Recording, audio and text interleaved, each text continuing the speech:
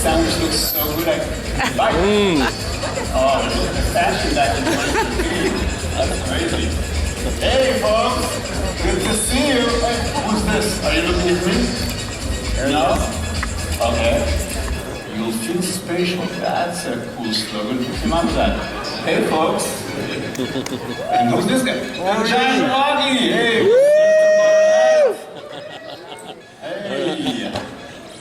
The XR Hall of Fame. Please welcome AWE CEO and co-founder, Ori Inbar.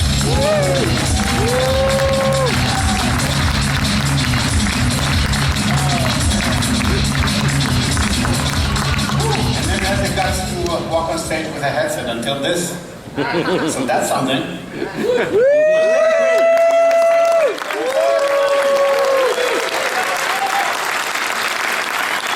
Thank you for joining us, you special people. I appreciate you all very, very much. We're all here united by our passion for XR. In our better, bigger, nicer new home in Long Beach, California. How do you like the new venue? Long Beach is a really cool place, but when AWE is in town, we take it all the way to 11, maybe even 15, because it's our 15th anniversary. And by coincidence, it's also XR's industry's 15th year as well. So congratulations to you all, 15th year. You know, last year I stood on this corner in a box, actually an AI version of me, stood in this corner and delivered what seemed to be like a perfect opening. Well, as much as you can expect from ChatGPT. So I had to come on stage and protest. And I guess it worked, because I got my job back. I'm here, and But, you know, I'm a different man today. I like it now. I learned to stop worrying and love AI. Just like XR and AI, we work really well together. Do I always trust it? You know, just like I would trust someone with hallucinations. If we let AI run on its own, it could be risky, right? Many in AI are working today to give robots vision and spatial intelligence, and some could say it could destroy humanity. But if we all focused on giving humans AI powers by combining AI and XR and keeping humans in the center, we'd make AI more useful and maybe less risky. So my new slogan is AI Hard XR. Thanks, Amit, for the tip. And if you think about them as a couple, XR is definitely AI's better half, right? If we focus our efforts on combining AI and XR, we'd keep humans in control. And we could keep us human. And if you're scratching your head, what the heck does it mean? Well, you came to the right place, because this week at AWE, you'll see a lot of proof points for this idea. So yeah, it's a special year. But last year, 2023, was kind of difficult. In my opening remarks, I literally said, XR is hard. But when 2024 started, I had a good feeling. And many of you share that feeling, right? That is with one exception. Bob Stone, XR pioneer since 1987. Oh my God, it's amazing. And also Hall of Famer, who protested with his trademark rolling eyes emoji. Every bloody year, it's a breakthrough year for XR. I still need to work on my British accent. But you know, he's kind of right. But what can I say? I can't help it. Just like you all, when we see the breakneck progress, maybe wrong choice of words, when we see the awesome progress, we can't stop raving about it. So, let's rave some more about it, all right? Here's the state of XR in 2024. According to our favorite analyst, Artillery Intelligence, the XR market today, this year, is a $35 billion market. It's becoming a giant industry, and it's crushing it. And it's growing exponentially. After AI, it's the fastest growing tech sector. And big tech are all in a tight race to lead the market. And it's rearranging. Each player is retrenching into its strengths: software, hardware, operating system, infrastructure, doubling down or opening up and partnering. This is good for the market and it's great for customers. When it comes to adoption, AR penetration is still hovering around 30% for quite a while, but active usage is on the rise. And VR adoption is growing where it matters, with the new generation. 1 in 4 teenagers is playing in VR. Almost every single Fortune 1000 company has adopted XR, and it translates into dollars. Enterprise revenue is now over 70% of the XR market. And is it me or is it eating consumers' lunch? Here's the incredible list of Fortune 1000 companies here at AWE this week, all participating in our new Enterprise Focus program, which is called Focus, with custom expert tours, roundtables, networking, and really getting business done. Investments are picking up. Anderson Horowitz, probably the most influential VC in the world, is bullish about XR. A partner at the firm recently posted this: "We believe AR/VR is among the most underrated markets today." Yeah, that's true. Though I don't think he got the memo that we now call it XR, or maybe spatial computing. He continues with a bigger bomb. MetaQuest has a similar sales trajectory to the iPhone. That got a lot of attention. And he concludes with, "The time is now." Why? Because it pays. On the Quest Store, more than 40 developers have earned over $10 million each. And what's attractive about XR is that the most popular experiences on the Quest Store deal with small teams and no funding. Gorilla Tag, the number 1 on the store, was built with no funding and 1 person. Penguin Paradise was built with no funding and 2 people. And NoClip was built with no funding and no people at all. But it's no longer for just XR folks. Many iOS and Android developers are shifting to spatial. By one estimate, there are over 2 million XR developers in the world. But I take it with a huge grain of salt, because the source is, these hallucinations. So to recap the state of XR in 2024, XR is a $35 billion market. It's growing exponentially. Big tech are in a tight race to lead, and in a more mature way. And adoption is growing where it matters. Enterprise is a massive market, and investors proclaim the time is now. Yes, Bob, it's a great year indeed. So here's your money shot. Are you getting it? So yes, 2024 I think is a great year for XR. Great job, everybody. Give yourself a big round of applause. You deserve it.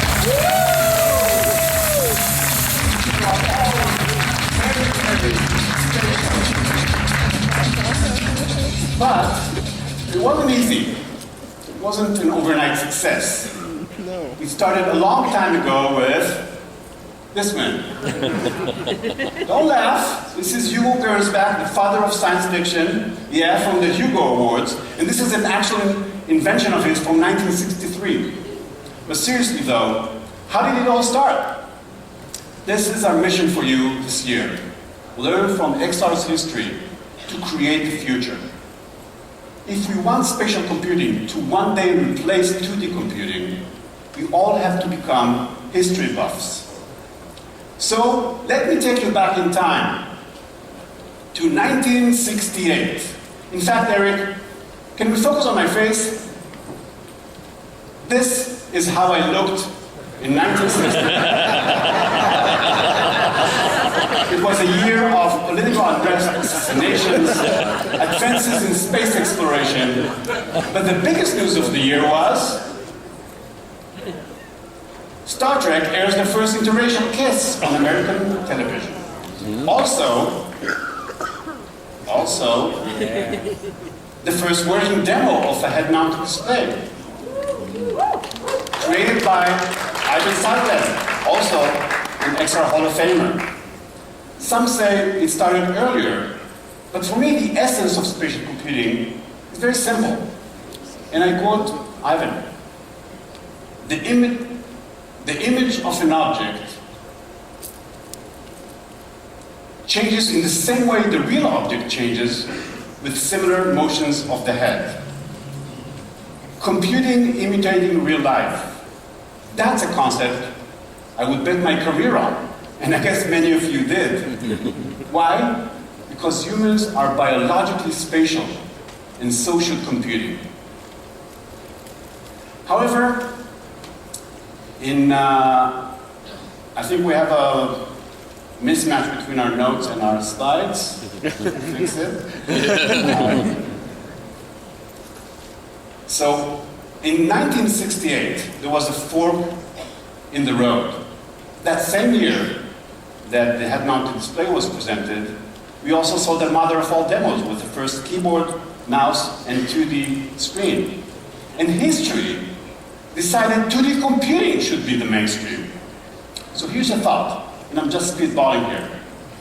What if history had decided back then to go with spatial computing? How would the world look like today? That's a thought. But back in reality, a few super smart and extremely tenacious men and women have worked their butts off, mostly outside of the limelight, to advance this technology. They were way ahead of their time. Let's put it this way. It wasn't a get-rich-quick scheme. So, that was 1968. Eric, can we travel back in time to the present? All right. Here in 2024, in April, 101 pioneers were inducted to the new XR Hall of Fame. Give it up for these amazing people. In fact, everyone in this room is a pioneer and stands to be inducted in coming years. So please keep up what you're doing. You know, I think of the XR Hall of Fame somewhere between the Rock and Roll Hall of Fame and the World Wrestling Hall of Fame. I mean, first of all our pioneers are rock stars, that's clear.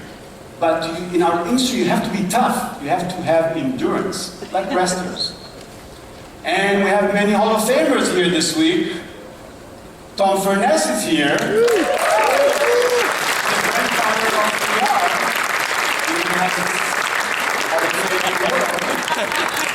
In the 80s, when Tom was working on the super cockpit for the Air Force, he created this beautiful thing, aka the Darth Vader helmet. Tom is now 80 years young and has big plans for the future. He dreams of creating an even bigger helmet. I'm just kidding. His new project with the Virtual World Society is the super cockpit for the mind. And you'll all hear about it tomorrow in his talk. It's going to be awesome. XR Hall of Famer Jackie Mori is here this week. Woo!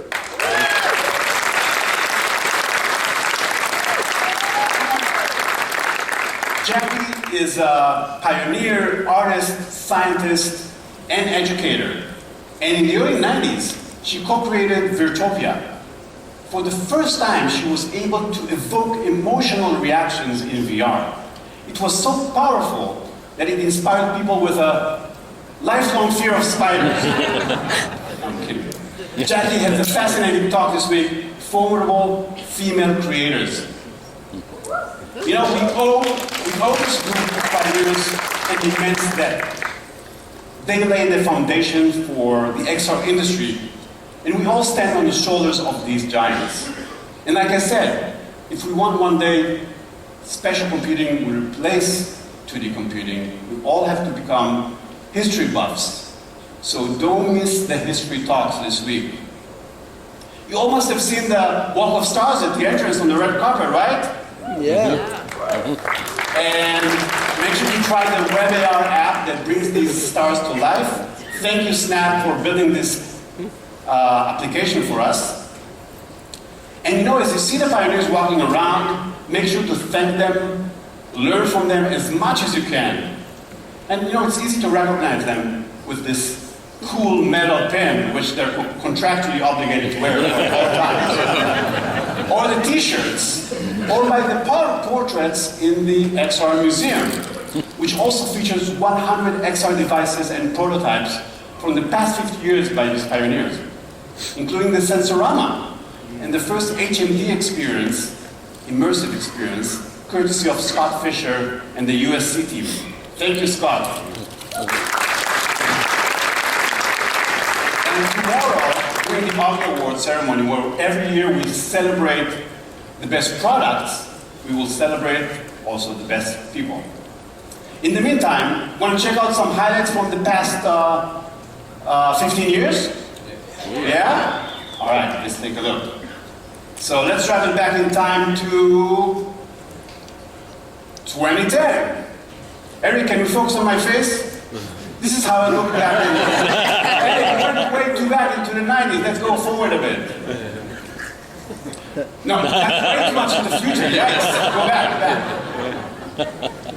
All right, I guess you'll understand in a moment. Wow, that's good.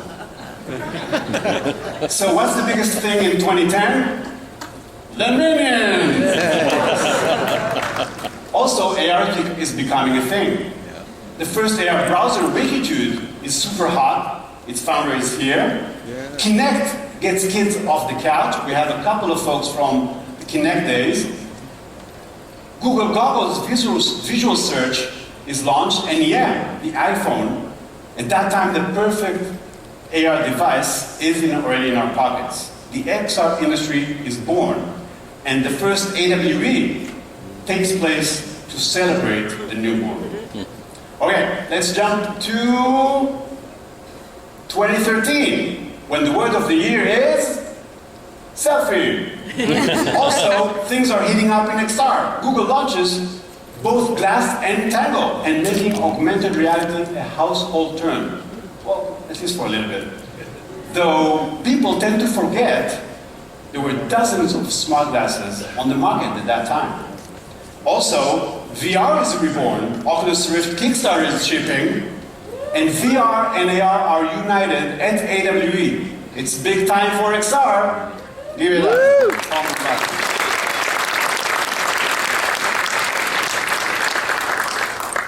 That same year, I go on stage with a simple chart, intuitive to some, but controversial to others. We're headed to the inevitable inflection point where more XR headsets are sold than smartphones. If you believe this makes sense, make some noise. But is anyone here brave enough to answer when this might happen? Well, I was stupid enough to do it back in that same presentation. Complete screw up. 1 billion shipments by 2023? Boo! I learned my lesson. Sometimes it's better to leave some questions unanswered, especially when it comes to when smart glasses will go mainstream. All right, by 2015, with the Oculus acquisition by Facebook, we entered the .VR era. VR goes crazy with thousands of startups. No, not that. Not that, that's NASA from the 90s. Yes, this! AKA the Oculus Killer from 2015. Anyway, moving forward. 2016 and 2017 are exciting years for AR with Pokemon Go, HoloLens, ARKit, AR Core, AR Cloud. And we can go on and on about this. There's so much to talk about. We need to take more time to dig into our history. But I want to stop for a second in 2019, where your humble friend here had an idea. The spatial Wikipedia. Millions of people collaborating not with text, but visually, to capture the collective intelligence about everything, person, and place, and making it available to everyone, anywhere, not by typing, but at a glance. To make this happen back then, we needed two things: the air cloud, which is pretty much here, and AI to capture tons of visual information and present it in concise knowledge. Well, now that AI is in love with XR, we have the technology. We can build the spatial Wikipedia, and that's on you guys. But it comes with a big, giant warning about privacy and ethics. And there's nothing that conveys it better than this old photo I used to show in every AWE. When everything we do is captured and analyzed on camera, privacy becomes an even bigger concern and must never, never be underestimated. Remember this face. All right, before we travel back to 2024, a quick fun stop in 2021. Remember this? This is the time for everyone's Everybody favorite together. game show, Metaverse or Schmetaverse. Ah, the fun times. All right, we're back in the present. Thank you all for being with us on this journey for 15 years. 15 AWEs.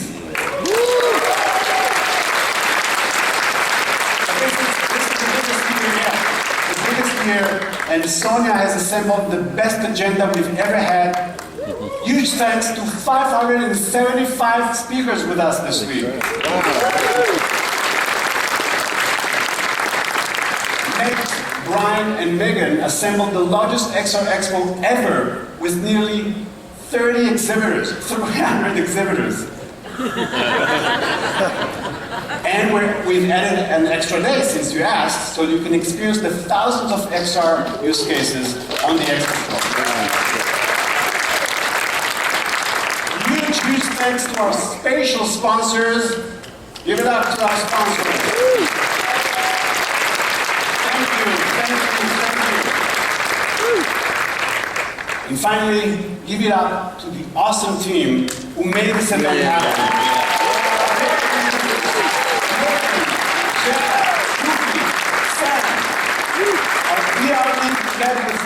By Ethan and Lightbit PR. And the best ops team, Megan, Maria, Antigone, Patty, Cole, and the one and only Andrea. This team worked so hard day and night to craft a perfect experience for you guys, so we can all say, we'll feel spatial, we promise. Thank you very much.